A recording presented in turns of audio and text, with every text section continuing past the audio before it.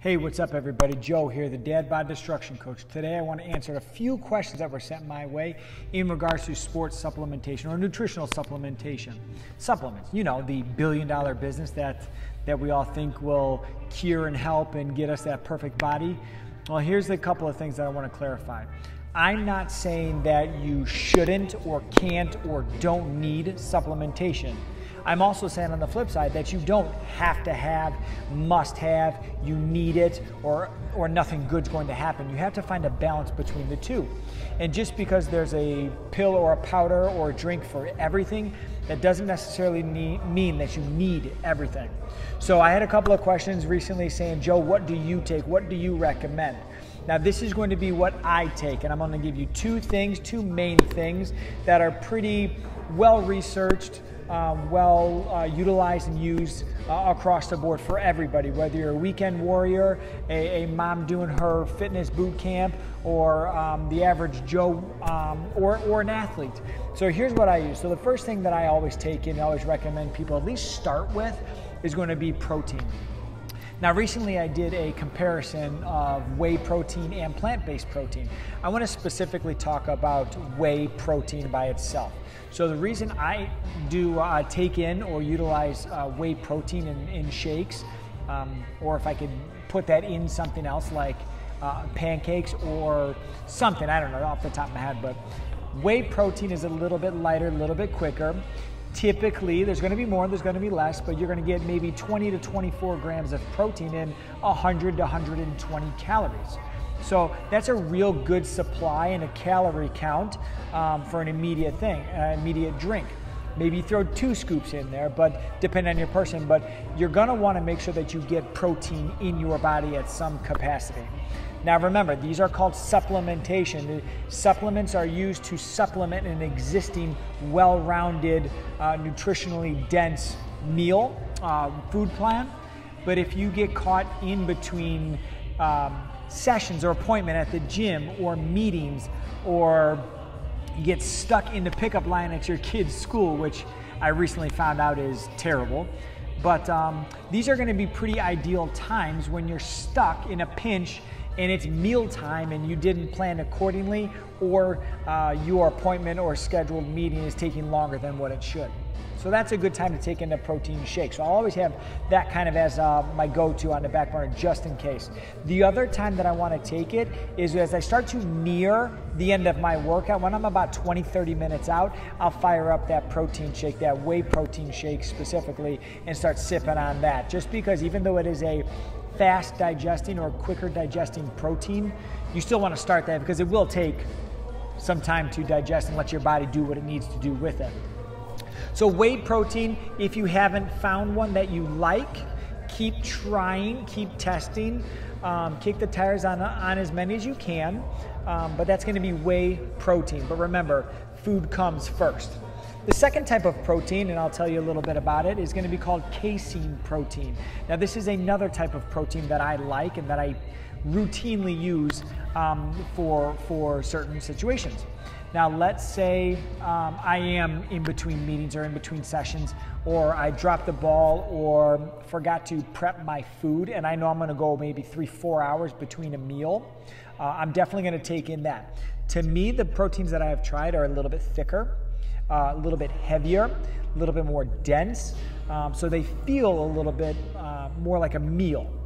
It is not a perfect replacement by any means, but I have that feeling of full to hold me over to my next meal, my next actual meal.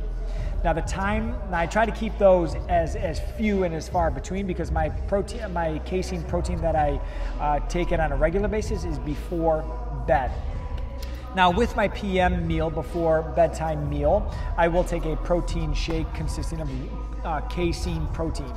Casein protein is a little bit of a slower digesting protein, and let's say by some strike of a miracle, I'm able to get 6, 7, 8 hours of sleep. That's a big window between meals where my body and my muscles are not getting what they need to recover, repair, rebuild, because we all know that that's what protein does. It's recovering, it's repairing, and it's rebuilding the muscles. Okay, so I'll have a casein protein shake before I go to bed. Maybe not everybody needs that, But again, that's another good place to start. Now, the second supplement that I want to share with you guys and talk with you guys about, again, I've talked about this before, but it's your branched chain amino acids, your BCAAs. Now, there's a lot of choices and options and brands out there, just like every other supplementation. So again, kick the tires on which ones you feel comfortable with. I have mine that I prefer, and I'll share those with you guys as well. But branched chain amino acids, there's a handful of benefits to them. I'll share with you two to keep it somewhat simple. So branched chain amino acids have what's called leucine in them, and that activates or stimulates the body's ability to do what's called protein synthesis. Basically, that's a formal way of saying muscle build.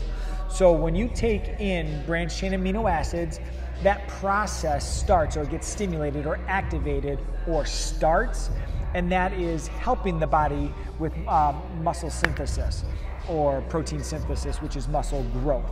Now, there's a lot of other things that need to come into play, and there's a lot of other factors with that, so that is a very watered down, basic entry-level version of it.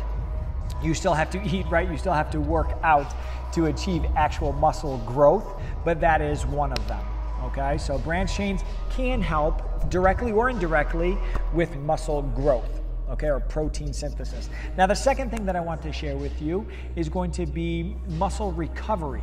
Okay, so we all know that feeling of when you hit it a little bit hard and you get a little bit soreness. That's awesome. That's good. That's good feedback for your body, from your body to let you know that you did push the envelope a little bit. You did do something above and beyond what your body is used to. Okay, but there is something called DOMS, D-O-M-S, called delayed onset muscle soreness. Now, this is that little bit of a longer soreness that kind of kicks in a little bit later than that initial, like, oh, I feel good, I feel like I did something. It has been shown in some studies that branched chain amino acids decrease the severity of that. I'm not saying drink your branched chains and all of a sudden you will never get sore or tired or fatigued or anything like that, but it has been shown to decrease the severity or the extent or the duration of your DOMS, your delayed onset muscle soreness. Okay, so again, a lot of other things need to come into play. Hydration level, post-workout, routine, self-myofascial release, rolling. There's a lot of other stuff, but it does help out a little bit. So the potential to decrease that soreness is there. So I know that was a lot of information. If you do have questions on other supplements or the two that I have listed today, feel free to DM me below, comment below, let me know what you need help on. I'd love to give you some more information, but those are my two.